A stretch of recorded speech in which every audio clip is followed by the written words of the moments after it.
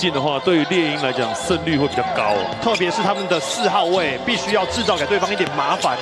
博德用篮筐当掩护，吃掉了对手。哇，12-2的攻势哦。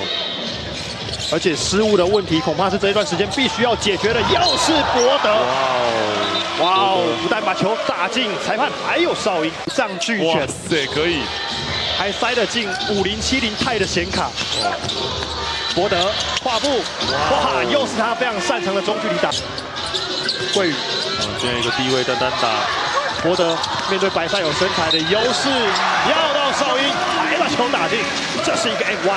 对，送地板，现在轮到，哇，这次 High Low 配合直接被盖掉，前场有快攻机会，陈佑伟要直接开上去，还是没进，博德自己把球抢回来，哇，真的要看博德，找到博金，3分出手没进，又是陈佑伟的出球。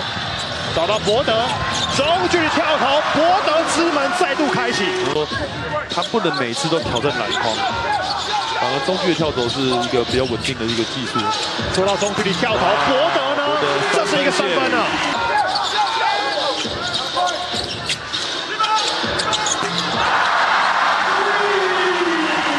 还没有犯规。